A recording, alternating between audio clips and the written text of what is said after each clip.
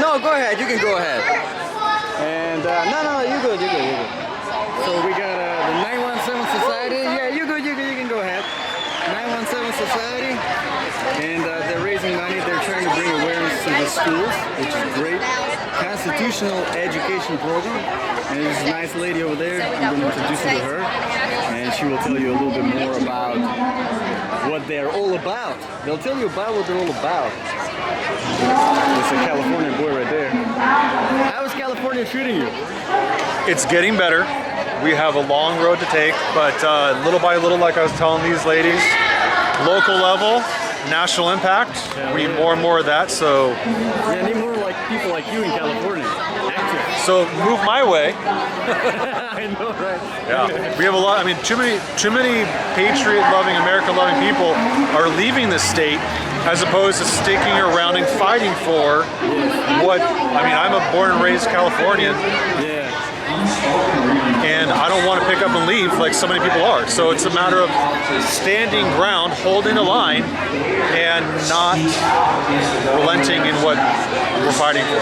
Exactly. And keep supporting Frank. Thank you. All right.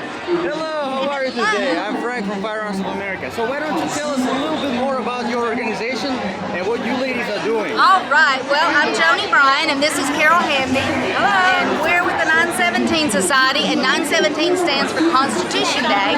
And most people don't know it's federal law that all schools that get federal money are to have a program on the Constitution. So we provide a free program in honor of Constitution Day to 8th graders. This year we're reaching 1.5 million kids in 14 states. 1.5 million kids. Yes, yes. And then next year we're reaching all 50 states, 5.5 million. Not here either. And you're recording nowhere on the property. If you need to record, it has to be outside of the property. Ladies and gentlemen, one time, let's hear for All right, well, thank you very much. I appreciate it. They're like, pull your camera. Because you don't want to be kicked out. I don't want to be kicked out now. I want to be respectful. But so as I expected, we can't have cameras on the inside. So we're walking down here with one of the speakers, Corey from Dallas, Texas. He's from California. Oh, he's originally from California. 1776. 1776. Foreverfree.com. So if you draw a triangle and you put all the most. All right, so we're walking back to the venue. No cameras there, but I'll keep doing the updates little by little. Wonder where you're at. They're up here speaking the truth, and you're out here drinking Perrier water. Come on, baby, we're waiting on you. Here, about to get into this car. It's a very important car because there's somebody sitting in the back seat that is waiting for me to be interviewed. So let's get into the car and I'm sorry, I hope I don't scare you. see who we got here. So we got legendary Brian Gamble. What up? And then I'm terrible with names, I'm sorry. Cherie. Cherie, there you go. Cherie with Cherie Dorsami with Defend Florida and Defend Our Union. Defend Florida. So Cherie, tell us a little bit about what the Defend Florida does. Oh, okay. Well, besides defending Florida, obviously. Okay, Defend Florida. It's an organization to help individuals. You know what? Go first. Go first. I'm totally not prepared. Cherie does like to be on the spot. All right, we'll give her a little bit of chance to prepare. I thought you were interviewing me. Sure. See, that's what that's my style, you know. Yeah, the unexpected interview. And here we have Brittany or Brittany. Brittany. Yeah, terrible with names. So. Good. Either one. Yeah. So really. I mean, you could say it however. Brittany. But it's Brittany. Okay, yeah. so Brittany is all the way from liberal California. Yeah. She is enjoying here the freedoms that we have here in Florida, thanks to people like Cherie defending That's Florida right. over here. That's right. So, keep it free. Brittany, you're a nurse. That's really as much as I know. You've been traveling, being in hospitals during the pandemic. Yeah. Scary pandemic. The scary pandemic. And you've seen a lot of things. Yeah. So tell us a little bit about what you saw. So when the pandemic started, I was actually I was in Panama. But you know, we were told to all come back to the States because it was going to get really bad. And so I'm from Denver originally, so I was actually in Denver. Came back, and you know, they were signing up they're having sign-up sheets because it was going to blow up and the hospital was going to be so full. So they're having people sign up that they could work and get on text messages so they could call us in. And, Right. So we're thinking, okay, it's going to get really bad here. So I've done travel nursing before, and so people were getting these contracts that were crazy amounts of money. And I asked at work, I was like, can I take one of these contracts? Because I can make a whole lot more there. They're like, no, it's going to be bad here. You got to stay. You got to stay. So we waited, and it was empty, and we were getting less and less people. Wow. I mean, numbers like I've never seen in the 12 years I've worked in the ER. Just nobody was there. So we waited, and they kept saying, next week it'll get bad. Next week it'll get bad. Never did. So eventually they just massively cut so many nurses and said, sorry, we don't have the census, so we're out of work. So I was like, how am I out of work in a pandemic? Yeah. It's crazy. I couldn't get a job anywhere in the country. Wow. Nowhere. I was even signing up to go to New York City, hoping to work. Couldn't get a job. I would sign up. They'd say, oh, there's shifts in Oregon. I would get on with a recruiter, and then she'd call me back and say, hey, they just canceled them all. So I ended up volunteering with Samaritan's Purse in New York City. Mm-hmm. A friend of mine, we went out there.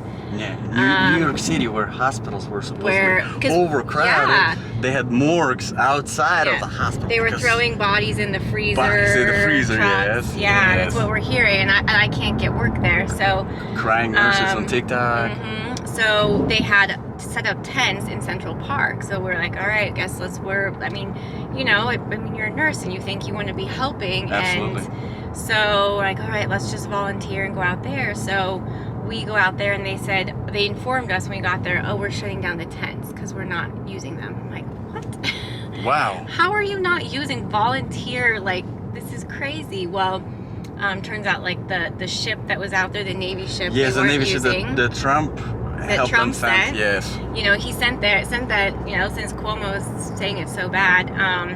And then there was the military was staffing a convention center out there. One of the girls that was volunteering with me went over to visit, and it was empty. They had a few homeless people there. So we've got like the empty ship, the empty convention center, and empty tents in Central Park.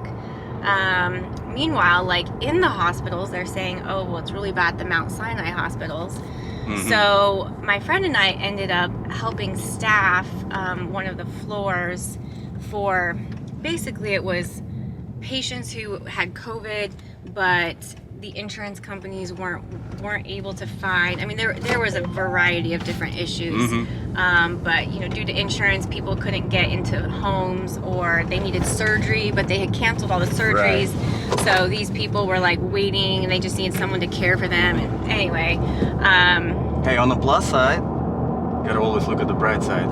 It helped out a few homeless people.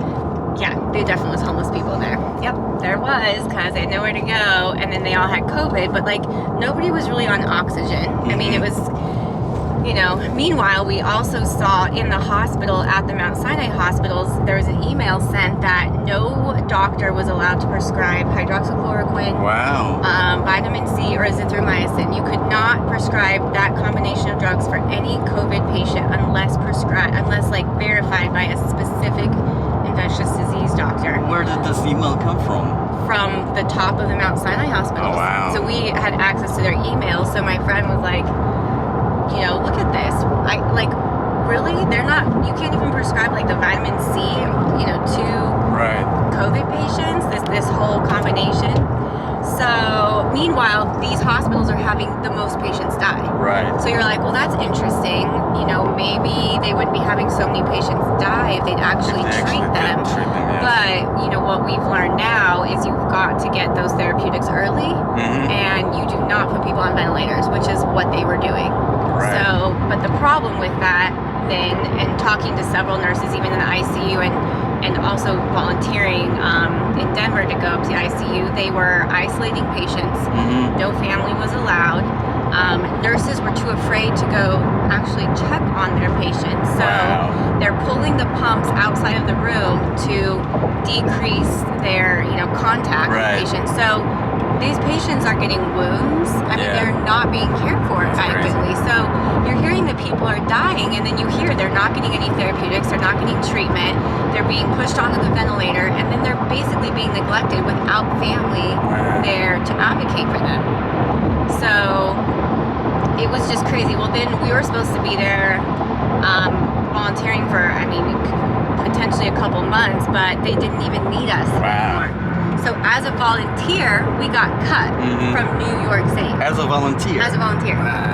They didn't need us. So yeah, good. So it's crazy. Yeah. So now you're traveling around the country. You're exposing the truth. How is that going?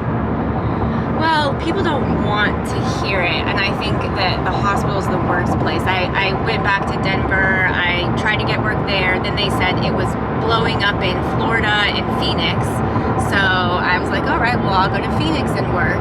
I got there, empty ERs every night, like empty. I mean, we're just sitting there sometimes. People are going home at crazy hours because there's no patients. So I'm like, well, they said it was bad here because that's what the people in other places, you know, you work with people and it's like not bad where any of the hospitals I were at. And then they say, oh, well, because it's in Texas or it's in Arizona, that's where it's bad. But then you go there and it's not.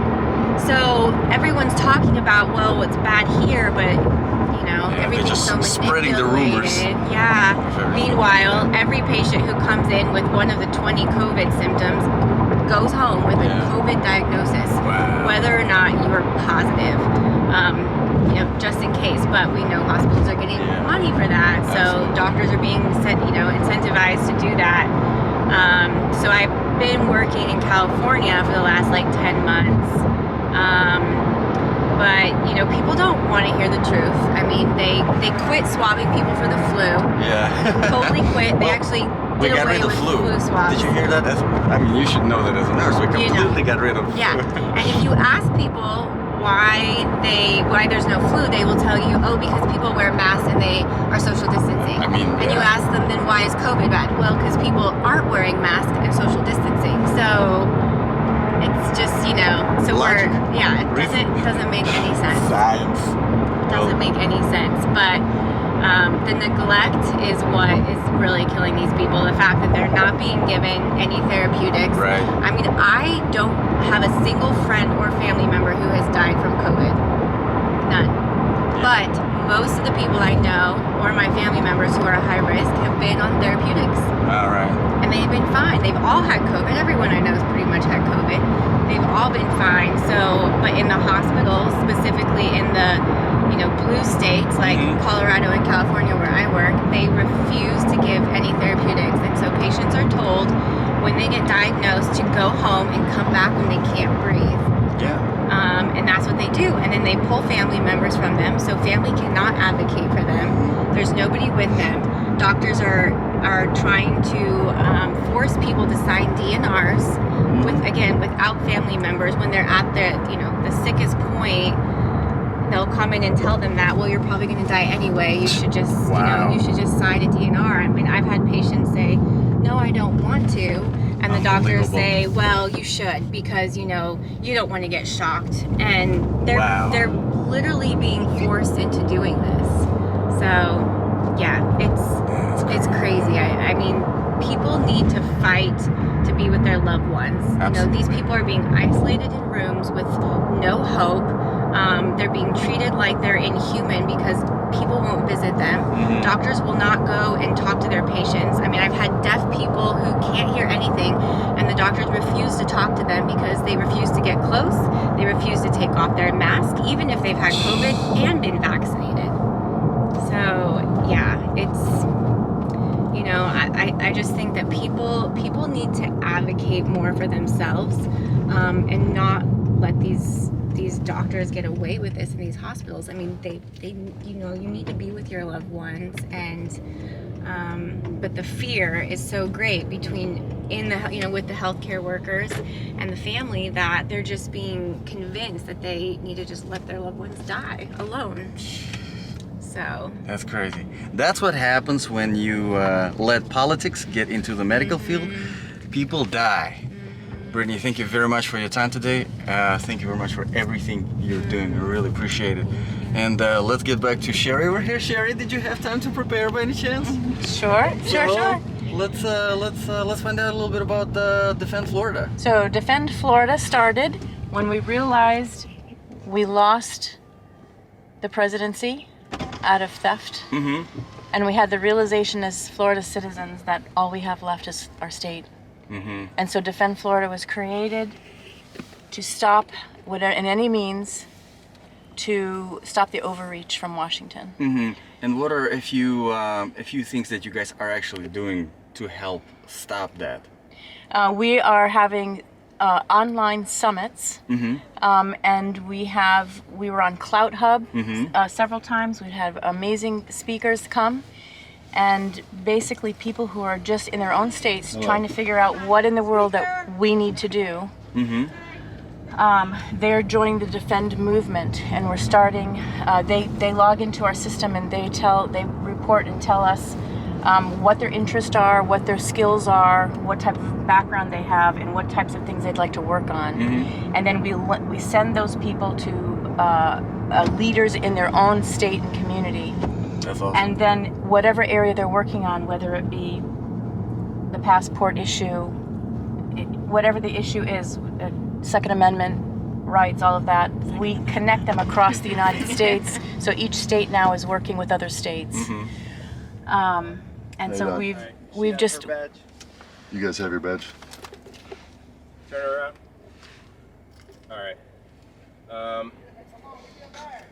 It's a very strict event. Very a lot of security. Yeah. We got the badges right here. Yes, sir. Super secure event. You can't get in. Yeah. Can't record on the inside too, Well, which the general will be here. kind of weird. Yeah. Okay. So, so people across the country who are just logging in by texting the word defend into our system, we're finding out what their skills are, what their interests are, and getting action steps. So if people are working within their city and state for the school boards or the mask issue, whatever, we're just helping to mobilize people, and we're also training them and educating them on building up their own in-state and in-community system. And so each time that we have a summit, online summit, we've had 30, 40, 50,000 people just log in and want to get activated. And people are just looking for someone and others to help say this is what we can do and how we can do it and how we can do it. The key word is together. That's awesome. There's more of us than them. And if we've got to work smart, we've got to work together, and we've got to work with a plan. And so that's what Defend Florida and Defend Our Union is helping to establish with the technological platform. That's awesome. So Sherry, I heard that this guy, what's his name? Frank Valentine with Firearms of America. He's gonna be doing some kind of training with you guys, some kind of action steps. Can you tell us a little bit about it? Actually, Raj Doraisamy and Caroline Wetherington can give you details on that. Awesome. Thank you very much, Sherry, for everything you're doing. Brian, thank you, sir, for driving us. Hey, you know what? I'm where I need to be. Alright, so we got some good speakers today. This is the second day of the event. We're gonna have General, I don't know if you guys heard of that name, but General Michael Flynn. Great guy, I love that guy. Brian, let me out. Oh, you're child locked. Sorry. I'm childlike, which is probably a good thing. So we're gonna have General Michael Flynn. We're gonna have Your door, sir. who else? Thank you, sir. Appreciate it. Who else we're gonna have today? Speaking? Yeah. Michael Lindell speaking. Oh, Michael Lindell. Michael Lindell. That's a guy with pillow. Yeah. Oh, okay. Yeah. Terrible name member. But yeah. So no cameras are allowed on the inside. We're going to See have you guys Dr. later. Judy Mikovits. Judy Mikovits. Oh, I like Judy. We have Attorney Thomas Rentz, All right. Amanda Grace, Dr. Sherry Tenpenny. Tenpenny. Yep. And we have Dr. Andy Wakefield, Lori Gregory, Pastor Artur Pawlowski. This was the. I love listening to pastors. This Pastors always such a great speakers. I guess that because they're used to speaking so much in front of people. This But- man was the internet sensation only because he's in Canada and was arrested for opening his church. Wait, what's his name? Pastor Artur Artur. Pawlowski. Artur Pawlowski. That's the Russian guy. Yes. I'm gonna walk up to him and start speaking in Russian. All right. So yeah, we'll those are just try a to few. find the Russian guy, Russian pastor in Canada who refused to close his church, and cops showed up. And I actually spoke with Brian yesterday. We had a good conversation. We had an interesting conversation about this whole movement. We can't have any recording like that. Not in the parking? Seriously? Yes, sir. It's just on property. So yeah, no parking. So I'll see you guys later. Peace. Fighting like a Flynn, because that's his last name. Ladies and gentlemen, let's hear one more time from General Michael Flynn!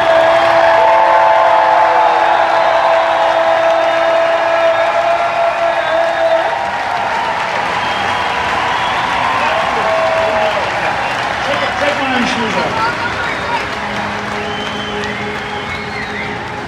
Have you ever seen a pair of shoes like that? This is what I wear around my house.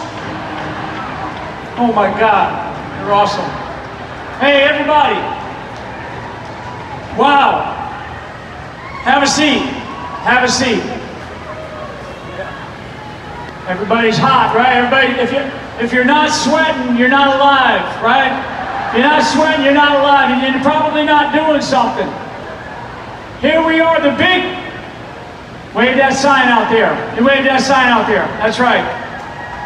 Women for Trump. Women for Trump.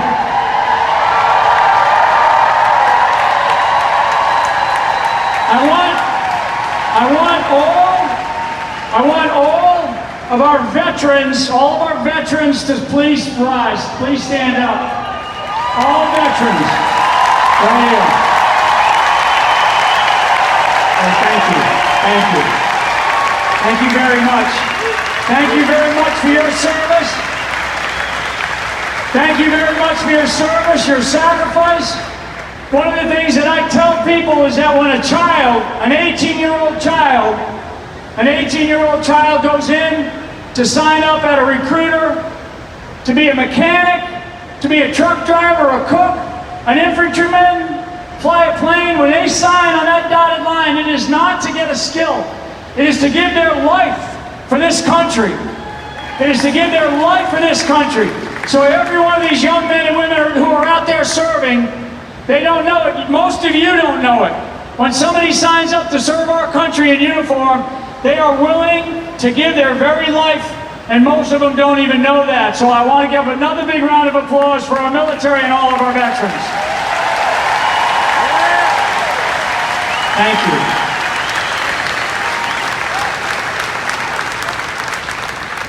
So what's the big message? The big message today, and the big message from all of us, is you have to get involved. You have to get involved. There's no more excuses. There's no more, it's their problem. There's no more complaining about Washington, D.C. There's no more complaining about Tallahassee or whatever your state's capital is. There's no more complaining about your county commissioners or your school boards. If you're not getting involved, if you're not awake right now, awaken. Because I will tell you, God is part of this movement. God Almighty is part of this movement. This country, in our Constitution,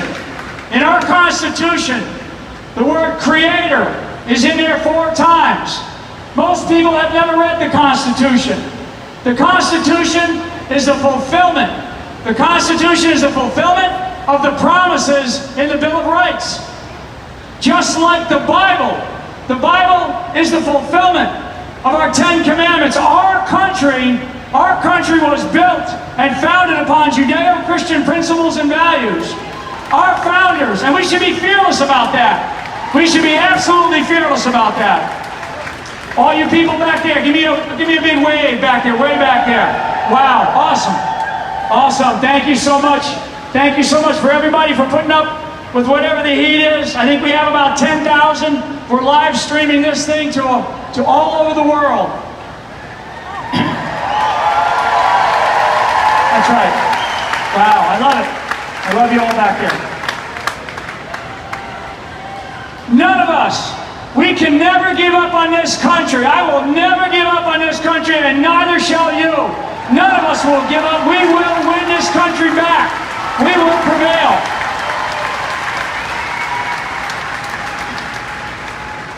I brought these mothers up today for a purpose.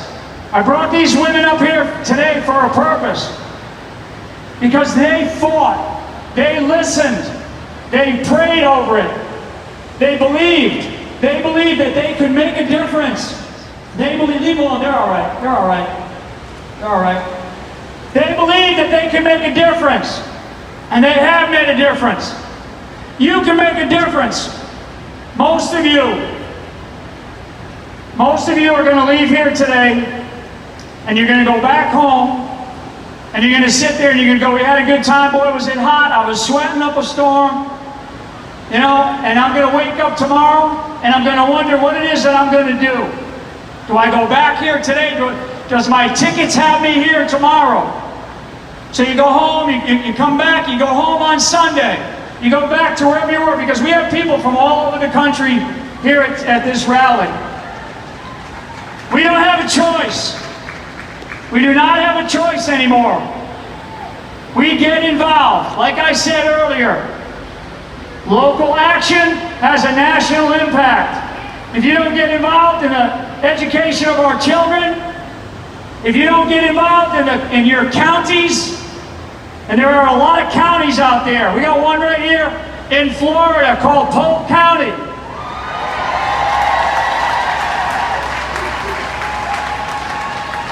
Polk County. So if you're from Polk County, you know what I'm talking about. Polk County is in a knife fight with their school board.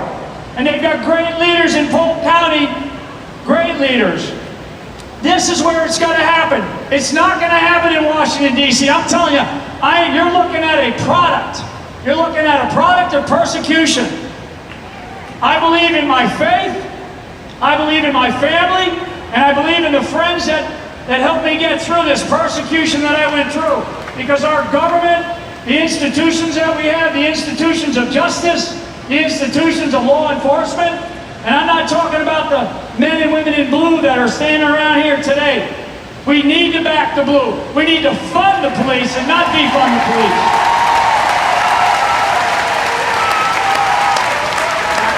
You can stand up for that one.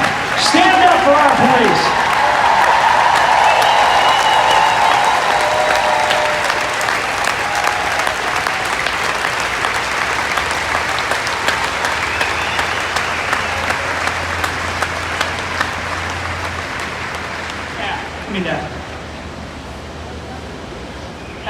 As I said, thank you, dear. Have a seat. As I said, I am, and there's some of you in here too, I hope that you feel the same way. I am so beyond the nonsense stage of my life. I'm at a point where I'm sick of it, but I am fired up. I'm not angry, I am determined. And I am determined for one thing. I have children and I have grandchildren. Good. And you look at this beautiful child, and what our institutions of government have done to this beautiful child, and what they're doing to all of our children, whether it's COVID or whether it's the crap that they are teaching our children about some of this critical race theory. It's out of control. We cannot blame anybody but ourselves. This nation is being tested. We are being tested like we've never been tested before. Trust me, we are being tested. This is an unprecedented time. It has never happened before in the history of our country where we are today. And if you know a little bit about world history, or even U.S. history, but certainly nation states, and the history of the rise and fall of countries, we are in one of those big transition periods in this country. All of us together, you're here for a purpose. You're here for a purpose to decide how you, as an individual, are going to get involved in the lifeblood of this country. All of us have to get involved. There's no more excuses. I'm standing up here today. You think I want to do this? I do because I love this country. I know you love this country. That's why you're here. You're here to hear a message. The message is to get involved. Local action has a national impact. For this child, these moms took local action and it has a national impact. What they did in one state, 10 other states are now looking at the law that the state of Iowa created. So thank you very much.